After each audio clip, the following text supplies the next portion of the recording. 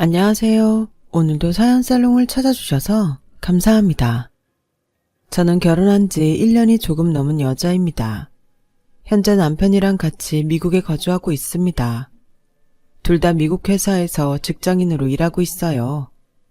남편은 초등학생 때 미국으로 이민을 와서 지금까지 쭉 살고 있어요.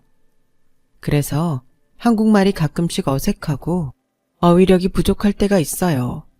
그래도 대화가 가능할 정도고 아주 잊어버린 건 아니에요.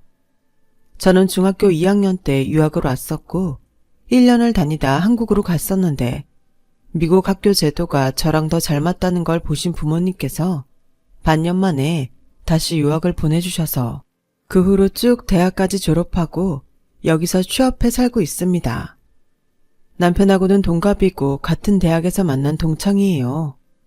친정 부모님과 가족들 그리고 대학 동기들이나 여기서 만나서 친해진 외국인 친구들을 제외한 제 어린 시절 친구들은 모두 한국에 있어요. 저는 조기 유학이라고 치기에는 청소년기에 온 거라 좀 늦은 편이기도 하고 초등학생 때 미국에 온 남편은 사고방식 같은 게 거의 미국인인 반면에 저는 아직도 한국인의 모습이 상당히 많이 남아 있어요. 아직도 영어가 헷갈리기도 하거든요. 그래도 향수병이랄까? 그런 건 거의 없어요. 사실 저도 그냥 왔었으면 지금까지도 한국이 정말 자주 그리웠을 거예요. 처음에 혼자 유학 왔을 때는 엄마 보고 싶어서 정말 힘들었었거든요. 지금 여기서 제게 친정엄마 역할, 아니 그 이상의 제 버팀목이 되어주시는 분은 바로 제 시어머니세요. 남편과 제가 사는 집에서 멀리 떨어져 있지 않은 곳에 사시고 이곳에서 같은 교회를 다니고 있어서 자주 뵙는 편이에요. 주에 3번 이상은 꼭 뵙고 식사도 같이 자주 합니다. 어머님도 미국에 오래 사셔서 한국인 며느리들이 흔히 힘들어하는 그런 시어머니의 태도를 보이신 적은 없으세요. 오히려 지우니까 뭐 힘들게 하는 거 없니? 하면서 제 편 들어주시고 저한테는 정말 친딸보다 더 잘해주십니다. 어머님 생각하면 마음 한켠이 짠해요. 먼 타국으로 이민 오셔서 온갖 고생 다 하시고 결혼 생활도 실패하셔서 마음고생까지 하시면서 또 그 선한 마음씨 못 버리셔서 착하게만 사셨어요. 남편도 자기 어머니 생각하면 눈물부터 난다고 그러고요. 어머님과 저희 부부에게는 특별하게 인연이 맺어진 이야기가 있는데 그 이야기를 한번 해보려고 해요. 저는 말씀드렸다시피 중학교 2학년인 15살에 처음으로 미국이라는 나라에 왔어요. 원래 유학 생각이 있었던 건 아니었는데요. 어느 날 아빠가 제안을 하셨어요. 주희야, 혹시 교환학생 한번 가보지 않을래? 라고요. 교환학생이 뭔지도 몰랐습니다. 아빠 말씀으로는 문화교류라는 걸로 해서 미국 학교에서 1년 동안 거기 학생처럼 공부하다 오는 거야. 비용도 상대적으로 저렴하고 1년이면 영어 실력 쌓기에도 괜찮은 시간이야. 미국에서 한번 공부해봐도 좋지 않을까? 라는 거였어요. 사실 그때는 영어는 정말 Hello, Nice to meet you, I'm fine, thank you 이 정도만 알았습니다. 한국에서 한국식으로 배운 영어였고 사실 한국에서도 매번 만점 받고 그런 실력은 아니었거든요. 거의 영어 문외한이었죠. 그러나 미국 유학이라는 말에 솔깃했고 영화나 미국 드라마를 많이 본 탓에 환상이 있던 저는 얼떨결에 승낙해버렸네요. 그렇게 저는 1년 교환학생 유학을 오게 되었어요. 교환학생은 미국의 일반 가정집에 홈스테이로 머물면서 살게 되었어요. 저도 재단에서 배정해준 주로 가서 그곳에서 배정해준 가족과 살게 되었어요. 가족은 미국인 부부와 유치원생 아이들 2명으로 이루어진 집이었죠. 처음에는 당연히 말도 통하지 않고 손짓 발짓으로 대화하는 것이 더 많았습니다. 저를 맡아주시는 호스트 가족은 정말 좋은 분들이셨어요. 영어도 잘 못하는 저를 따뜻하게 감싸주시고 딸처럼 돌봐주셨고 그 집 아이들도 저를 시스터라고 부르면서 잘 따랐어요.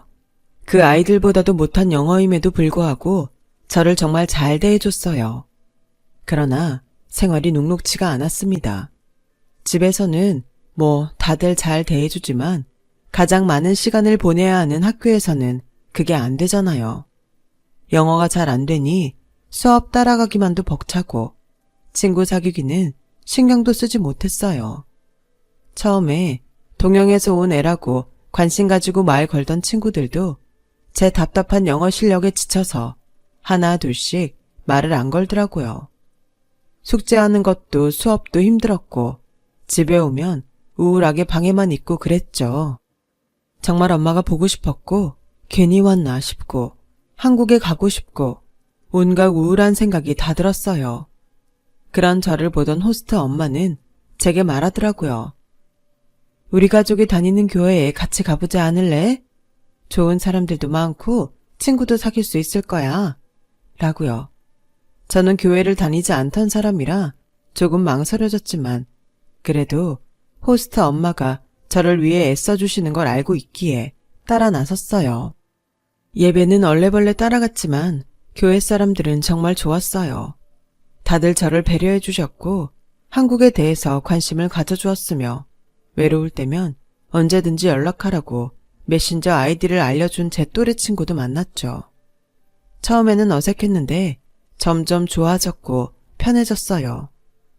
교회에서 만난 친구들은 같은 학교를 다니고 있어서 그 친구와 다시 학교에서 만나 같이 밥도 먹고 다른 친구들도 소개받아 같이 어울리면서 영어 공부에 대한 의욕도 생기더라고요. 여러모로 긍정적인 영향을 많이 받았어요. 그렇게 교회에 나가기 시작한 지 3주째가 되었을 때였습니다. 예배가 끝나고 나서 교회 목사님께서 저를 부르셨어요. 주희야, 이리 와봐. 소개시켜 줄 사람이 있어. 목사님을 따라간 저는 깜짝 놀랐는데요. 한국인 아줌마 한 분이 서 계셨거든요. 나이는 저희 엄마랑 비슷한 또래로 보였고요. 인사해 주희. 여긴 미세스 김이야. 한국에서 왔어, 주희처럼. 목사님의 소개로 저는 얼떨결에 한국어로 안녕하세요 라고 인사했고 그 아줌마는 웃으면서 안녕, 교환학생으로 왔다면서 여기서 한국인을 만나게 되다니 정말 반가워 라고 제게 반갑게 인사를 건네셨어요. 아줌마와 오랜만에 한국말로 수다도 떨고 나중에는 눈물까지 보이면서 힘들었던 이야기도 했어요. 아줌마는 절 안아주시면서 많이 힘들었겠다. 그래도 분명히 이 시간들은 좋은 경험이 될 거야. 힘들면 언제든 연락해.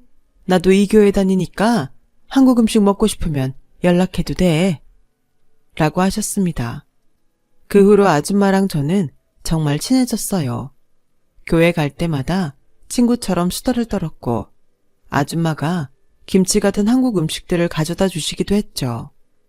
아줌마랑 같이 영어 공부도 했어요. 한 번은 아줌마 집에 초대받은 적도 있어요. 아줌마는 작은 아파트에 혼자 살고 계셨습니다. 결혼은 하지 않으신 것 같았고요. 그래서 아줌마도 이곳에서 외국인으로 혼자 사시면서 외로우셨겠다 라고 생각했었어요. 교회 생활과 아줌마의 도움으로 저는 성격도 많이 밝아지고 영어 실력도 점점 늘었어요. 수업 참여도 늘어나고 말을 하기 시작하니까 친구들도 다시 저에게 관심을 가지고 잘해주었습니다. 물론 외국 생활하면서 좋은 기억만 있을 수는 없어요. 그 후에도 외로움은 계속 남아있었고 인종차별적인 말도 들은 적이 있어요. 그렇지만 대부분의 친구들과 제가 만난 미국 어른들 선생님들은 다들 잘해주셔서 저는 교환학생 생활을 알차게 할 수 있었어요. 교환학생은 1년이 지나면 반드시 한국으로 돌아가야 하거든요. 저도 1년이 지나고 귀국을 하게 되었어요. 귀국하기 전에 학교에서 친구들이 송별 파티를 열어주고 교회에서도 오직 저만을 위해 파티를 열어주었으며 호스트 엄마와 아빠도 제게 선물을 주셨고 호스트 가족 아이들도 가지마 하면서 서운함을 드러냈습니다. 송별 파티 때문에 진짜 며칠 연속으로 많이 울고 웃었던 것 같아요. 아줌마와도 이별이었죠. 가장 슬픈 이별 중에 하나였어요. 아줌마는 만남이 있으면 헤어짐도 있는 거야. 그리고 우리가 평생 다시 못 만날 것도 아니잖아. 나는 여기 계속 살 거야. 꼭 또 놀러와. 1년 동안 주희랑 같이 있어서 아줌마도 너무 좋았어. 한국 간 것 같았어. 라고 하시며 저를 안아주셨고 아줌마가 직접 구우셨다는 케이크와 저를 위해 고르신 옷을 선물로 주셨어요. 그렇게 저는 1년간의 미국 생활을 마치고 한국으로 돌아왔어요. 한국 나이로 16살이었는데 교환학생 생활 1년이 인정되어서 친구들과 같이 중학교 3학년으로 들어갔어요. 그런데 정말 너무너무 적응하기가 어려웠어요. 사실 미국 학교 학습 난이도는 한국에 비하면 쉬운 편이에요. 영어만 된다면 수학은 정말 우리나라 초등학생들도 풀 수 있는 문제들이 많아요. 그렇다 보니 저는 한국 학교의 수업을 제대로 따라가는 것이 힘들었습니다. 무엇보다 각종 과외 활동이 있고 자유로운 분위기였던 미국 학교 생활에서 갑자기 한국 학교 생활을 하는 게 너무 힘들었어요. 미국 학교 시스템이 저에게 잘 맞기도 했었고요. 또 저랑은 조금 다르지만 부모님도 걱정하셨습니다. 한국에 오니 기껏 쌓았던 영어를 쓸 일이 아예 없었어요. 엄마는 언어는 잘 안 쓰면 떨어지는데 애써 영어 저 정도 끌어올려줬는데 다시 떨어지면 더 손해 아닐까? 하고 걱정하셨죠. 그렇게 반년 정도를 거의 버티듯 하면서 학교를 다녔습니다. 그러다 결국 아빠가 제게 주희야, 혹시 다시 미국에 가서 공부하고 싶은 마음 없어? 라고 물어보셨어요. 듣던 중 반가운 소리였죠. 저는 당연하지 아빠. 그런데 괜찮아? 유학은 비싼데? 라고 걱정했죠. 아빠는 우리가 자식이 너 하나밖에 없는데 너 지원해줄 돈은 충분해. 그리고 아빠 친구들 중에 미국에 있는 친구들도 있으니까 그 친구들이 도움을 줄 수도 있을 거야. 라고 하셨습니다. 저희 집이 가난한 건 아니었지만 그래도 어쨌든 유학은 큰 결정인데 부모님께 정말 감사했어요. 그렇게 저는 한국 학교 생활을 정리하고 본격적으로 유학생이 되어서 다시 미국으로 돌아가게 되었죠. 부모님의 직장은 한국에 있었고 저는 혼자서 유학길에 올라야 했어요. 엄마 아빠는 혼자 보내는 거니까 그래도 얼굴 아는 사람들이 있는 곳에 가는 게 낫다면서 저를 교환학생 시절 있었던 그 지역으로 보내셨고요. 저와 1년을 같이 있었던 친구들은 다들 고등학교에 진학했고 저도 그 친구들이 있는 고등학교로 가게 되었어요. 반년 만에 돌아온 저를 보고 친구들이 얼마나 반가워했는지 몰라요. 무엇보다 저는 다정했던 호스트 가족과 교회 사람들 그리고 아줌마와 재회하게 되었어요. 아줌마는 거봐, 아줌마 말이 맞지? 헤어지는 걸 슬퍼할 필요가 없다니까? 하시면서 저를 정말 반가워해 주셨고 공항에 마중을 나와주신 분도 아줌마셨습니다. 부모님 없이 미국에서 홀로 생활하는 것은 역시 힘든 것도 있었지만 저는 저를 생각해주는 마른 사람들 덕분에 유학생활을 잘할 수 있었어요. 방학 되면 제가 한국으로 2주 정도 가거나 부모님께서 해마다 휴가를 받아 미국으로 오셔서 함께 시간도 보냈어요.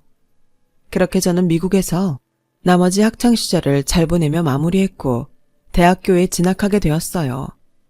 원래 미국 대학교는 비싸니까 한국으로 귀국해서 대학은 한국에 있는 곳에 지원할까 했었는데 부모님께서 이왕에 간 거 1년이라도 거기 대학생활을 해보는 게 좋겠다고 하셔서 감사하게도 미국 대학에 지원하게 되었어요.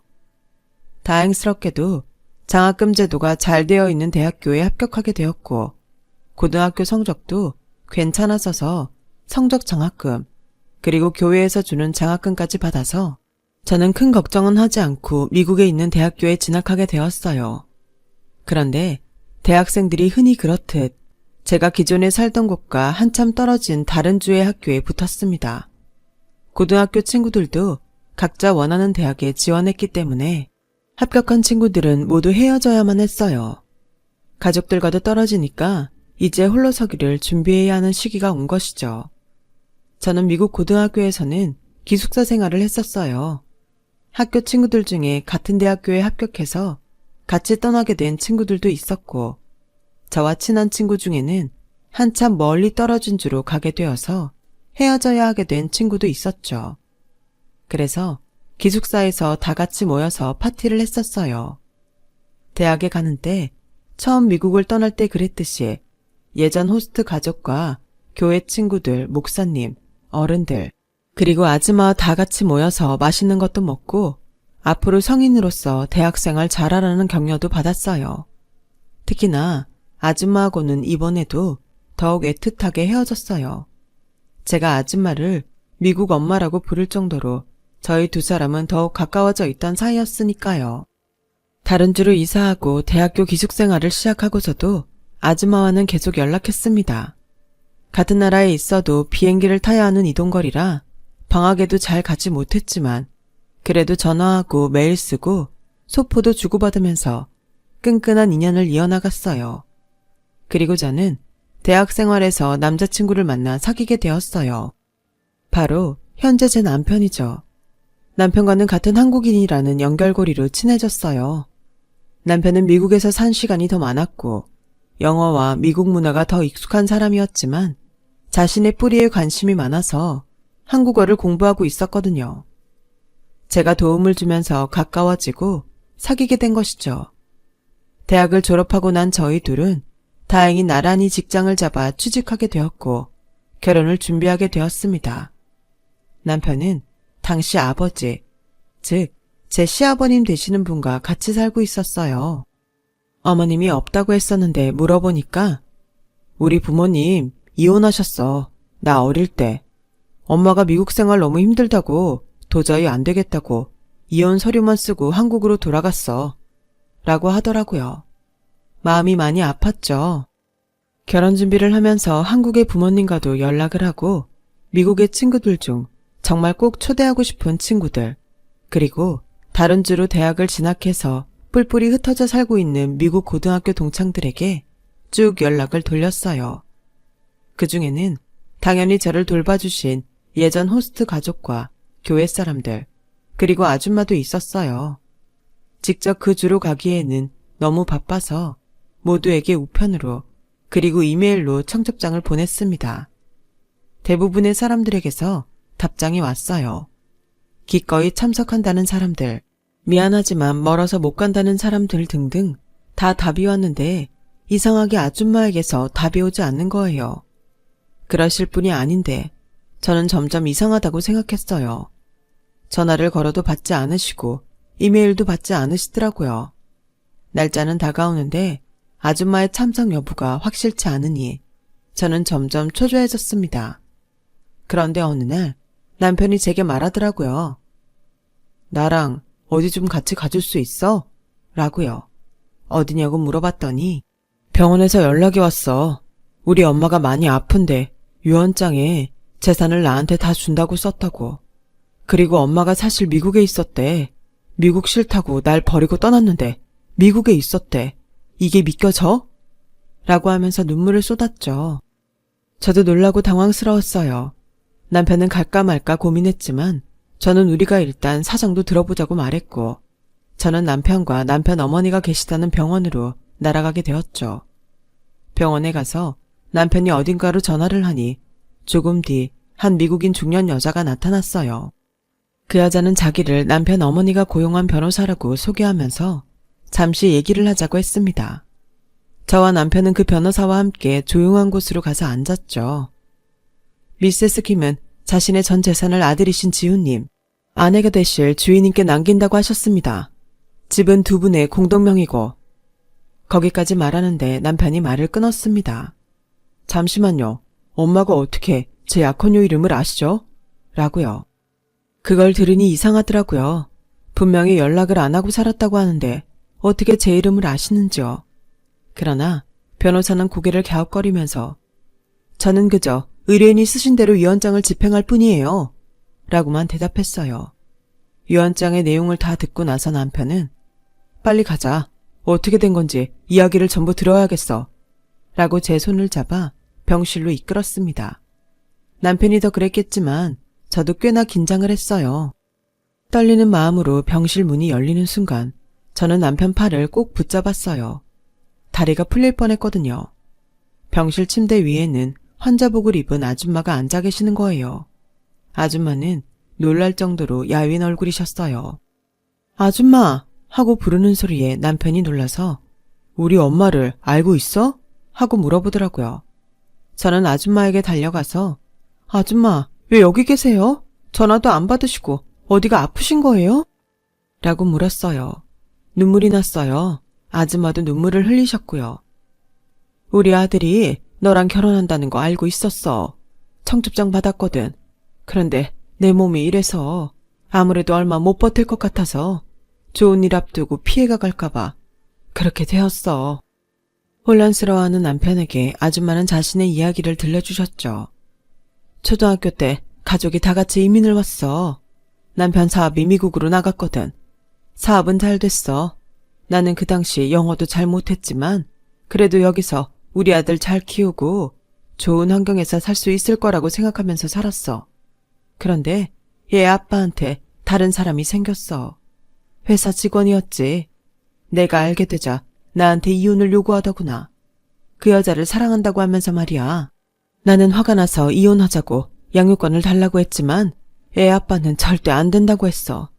나는 경제권도 없고 이혼하면 한국에 돌아갈 건데 애는 미국에서 살게 하는 게 맞다고 말이야. 이혼은 했는데 도저히 그냥 갈 수가 없었어. 그때 결심했어.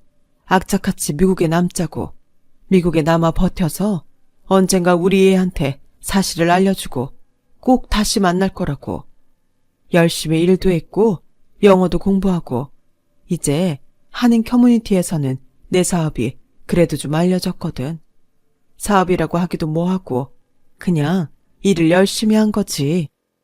알고 봤더니 아줌마는 한국 음식 관련된 일을 하고 계시더라고요.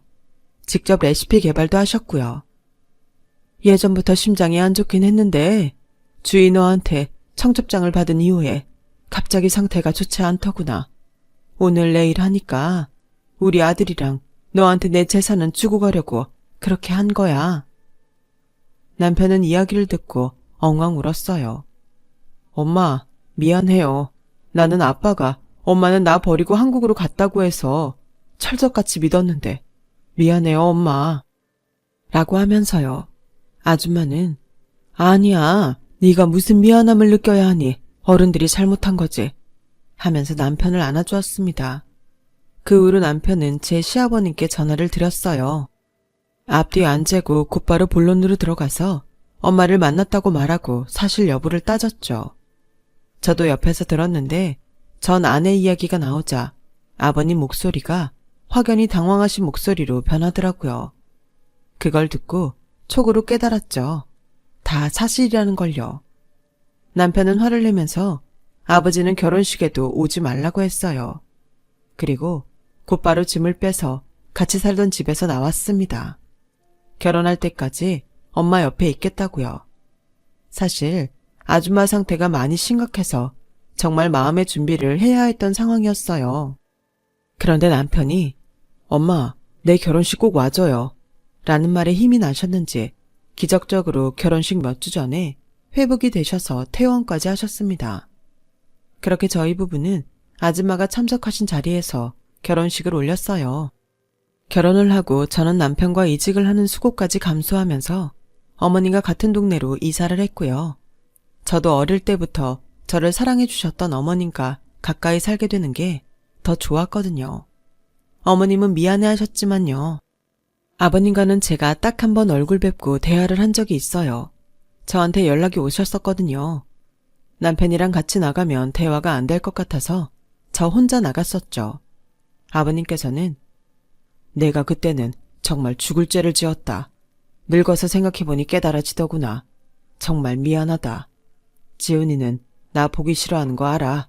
결혼식에도 가지 않겠다. 하시면서 제게 보태 쓰거라. 지훈이한테는 말하지 말고 라고 돈봉투를 주셨어요. 그 돈을 어찌할까 고민했는데 남편은 그 돈을 결혼에 쓰고 싶어 하지 않았어요. 그래서 부모 없는 아이들이 지내는 곳에 기부를 했습니다. 가지고 있었으면 마음 불편했을 돈이었다고요. 지금은 남편이랑 어머님이랑 정말 행복하게 잘 살고 있습니다. 어머님 건강도 많이 좋아지셨고요. 남편도 어머님도 저 때문에 이렇게 다시 묶이게 된 것 같다고 늘 고마워해요. 사실 한 것도 없는데요. 앞으로도 어머님이랑 남편이랑 같이 행복하게 잘 살아보겠습니다. 제 이야기 들어주셔서 감사합니다. 건강하시고 여러분도 행복하게 지내셨으면 좋겠습니다. 여러분, 사연 댓글에 응원과 현명한 조언 부탁드려요. 좋아요와 구독은 저에게 큰 힘이 됩니다. 오늘도 좋은 일 가득하세요.